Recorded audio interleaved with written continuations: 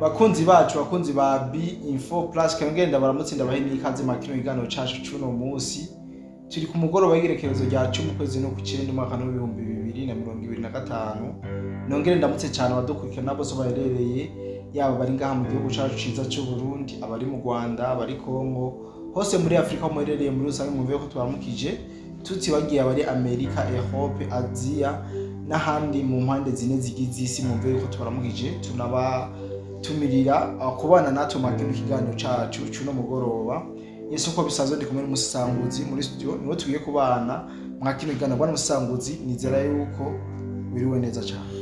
Urakoze cyane bwana journaliste John Lebon nze neza ndashima Imana umunsi wagenze neza reka ndamutse abadukurikirana aho bari hose twabivuze nabonye nizera ko biriwe impore cyane ko sipora musanguzi mwakino kiganiro cacu cuno mugoroba tugiye kuyagamo ibintu vyinshi na cyane kubijanye n'umutekano ama operation yagera mu bice bigiye bitandukanye turaza kuyaga kuri operation yabereye muri Mikenge hafi ya Minembwe habaye operation idasanzwe ndetse abenshi bashoboye kwatakariza ubuzima abandi barafatwa ibiturega ko mu makuru yacu yiramvuye turaza no gusimbira muri territoire ya Kabare hafi y'igisagara ca Uvira naho hari action idasanzwe yashoboye kuhabera turaza kugira ngo dushobore kuganira ivyabereye ngaho muri Kabare ariko imbere yuko twijya mu makuru yacu nizira bana musanguzi hari abantu benshi basanzwe bahurikiye mu groupe yacu ya WhatsApp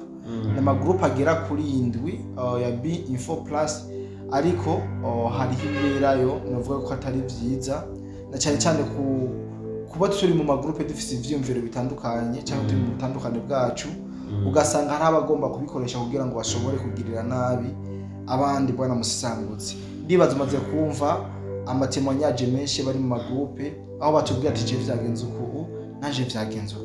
Yes bwana journaliste franchement parlant n'ibintu bibabaje cyane. Yes twebwe twashizeho amagroupe WhatsApp kugira ngo tworohereze bamwe n'abandi kuronka inkuru no gutanga inkuru mugabo kumva ko mu magroupe yacu hari abandi bantu bashoboye kuyinjiramwo kugira barabe abatanze inkuru iyi cyangwa abatanze icyumviro cyabo iki hama mu nyuma babarondere babagire kwiterabwoba ni ibintu bibabaje cyane gose. Jewe ndamaze kumva abantu batatu barondewe kandi mu by'ukuri umwe muri bo yaranahatswe kuko uko avyivugira yarondewe n'undi muntu afise inkoho baricana mu kabari kuhava n'Imana yabikoze. Ibiro ni ibintu twagomba gusaba abakunzi ba B-Info Plus mureke kwijajara kubera ko bose sabakunzi ntimubone banaka muri kumuhuriye muri groupe WhatsApp mudasanzwe muzinanyi ngakuyagisha rimwe n'ibindi muhana amagahunda yo kubonana muce muja nago mwibaza ngo uwo mwahujwe na B-Info Plus mugende musangira ifara nta kibazo kumbure yego hari habo bikora ku neza ariko turamaze kuronka uburorero butari buke bwaba ariko barabikora ku nabi akifuza akeme akabishamo n'imitagura musangire mugabo kugira gusa gutera ubwoba cyangwa kugirire nabi kuba gusa washoboye gutanga iciyumviro cawe muri groupe ya B-Info.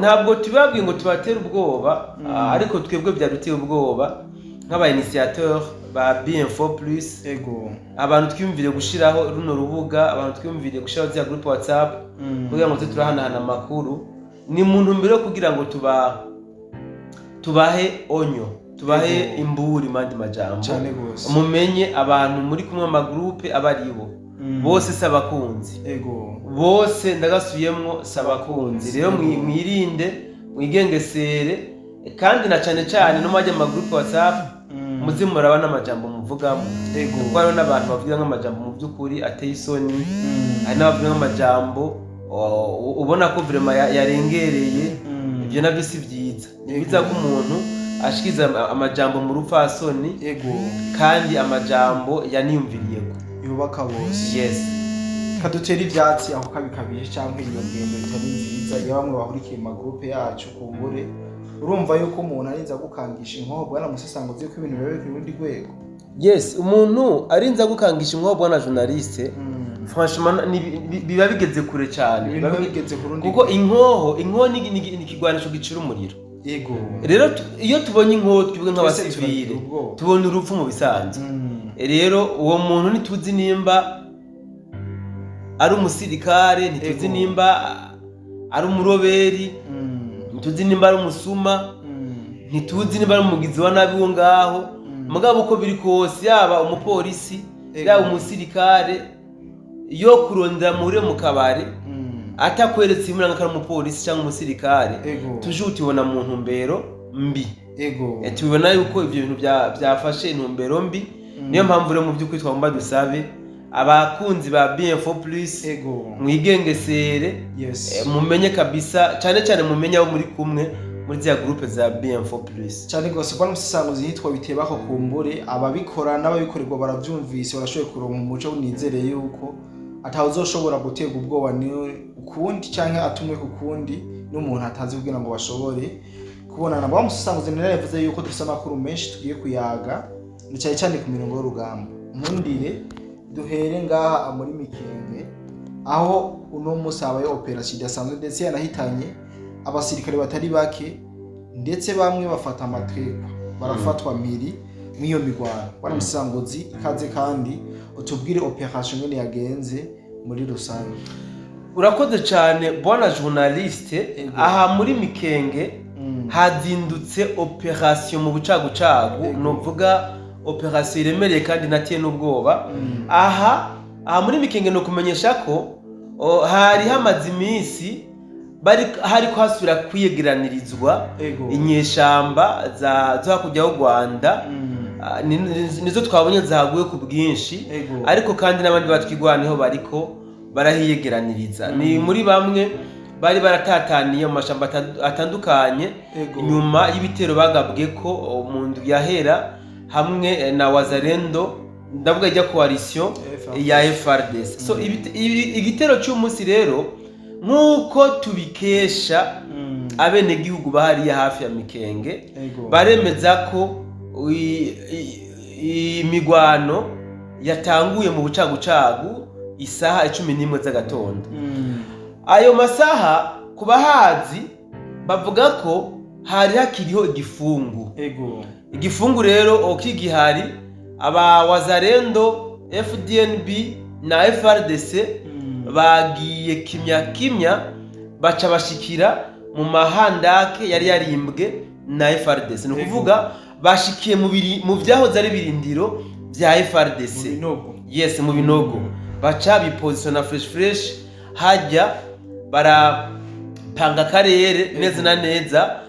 Izi nyeshamba rero zo hakujya y'u Rwanda natwi ya Kanyarurantunga, natwigwaniramo na Red Tabara, nabo nyene bari basanzwe bari muri ivyo birindiro. Mugabo coalition FARDC yahinjiye bucece, ntibamenya ko bahashitse. Bagiye gusanuka gusa bumva umuriro batanguriyeko. Ariko ntaravuga ingene byagenze, amakuru aratubwira ko iyi coalition ya FARDC yagiye kugaba ibitero bazananye mu nzira zibiri. Sivyo? Inzira ya mbere ni inzira bavuga ko ngo nahantu bita muri apedike no binjiranye. Iyindi nzira nayo ni inzira yaho bita y'abatunganyi ahantu bita ngo y'abatunganyi. Nero bazananye habiri bashika bose bashikiye mu birindiro mu ahawuzi birindiro vya FARDC, kuko nizinyeshamba niho zari ziri.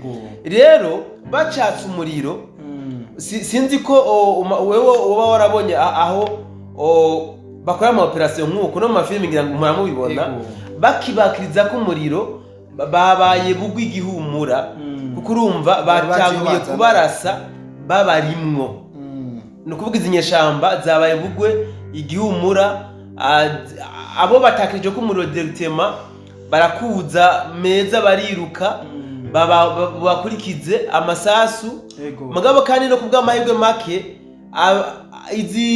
iyi coalition ya FARDC kuko bagiye bazi neza ahantu bagiye kugaba ibitero n'igitigiri c'ingabo zihari bari babateze umutego baranabazunguruka.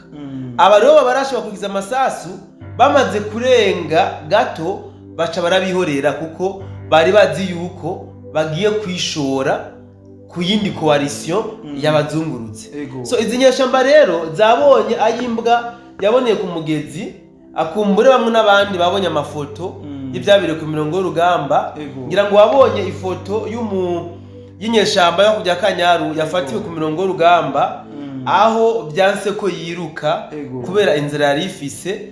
Mu bibazo bari bagije yavuze ko yari imaze iminsi ine idafungura, rero yagumye gukoma induru itakamba isaba ko batoyica boyigirira ikigongwe bakayisubiza iwabo hakurya hakurya Kanyaru. So bwana journaliste, iyi no operation novuga ko yongeye gukora mu nkovu zino nyeshamba zatwigwanaho cyane cyane, nubwo mu bitangazamakuru byabo byinshi twabonye bariko bitera ijeke berekana yuko umenga igitero ntabwo cabababaje gusumba, ariko abene gihugu bahariya n'imiryango yabo urabona ko mu by'ukuri agahenda ni kenshi, akabonge ni kenshi, kuko bose bakomeje kuririmba bavuga yuko bongeye gutakaza ku mubare munini cyane abandi bana babo. So bivuze ngo rero bwana journaliste, iki gitero cyabaye no mu gihe batari baciteze, kuko izi nyeshamba ziriko ziregurupa hano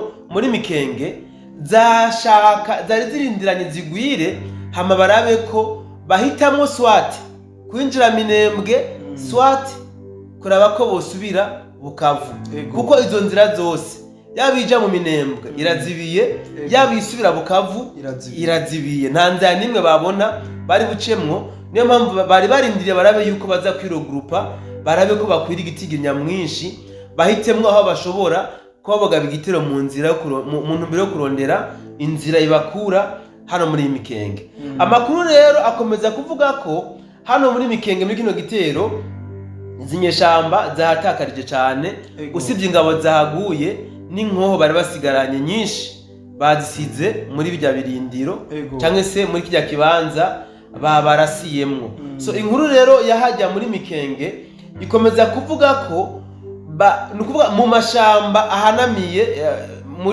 muri Mikenge na preno ho plateau yose hakomeje kuvugangwamo ko harimo abaroberi batari bake batataniyeyo bitutse kujya migwano yahabaye. Rero magingo n'uyu munsi habaye ikindi gitero, biraboneka yuko abariko biyumvira no kuripotinga bica bisubira kubagora cyane, ubwo babuca busubira kuba bwinshi. Ariko kandi muri iyi minsi duhejeje wanashaka nejo turabasa amakuru yuko hariho abashoboye kwishikana ku birindiro bya coalition ya FRDC, kandi nta kintu na kumwe bigeze babakoza plutôt, usibye ko bako nyine barabagwanyi atacizira bashobora kubagirira, barashoboye kubafunga. FRDC no kuvuga bashikije FRDC irabafunga kumbuye, nta uzi nimba izoshobora kubashikiriza urwego rukuru rw'izinyeshamba zo kujya Kanyaru canke nimba bazoberekana ko basanzwe berekana abandi yuko ari nyeshamba z'u Rwanda ziriko ziraturagurirwa hajya mu mashamba yo muri ho plateau.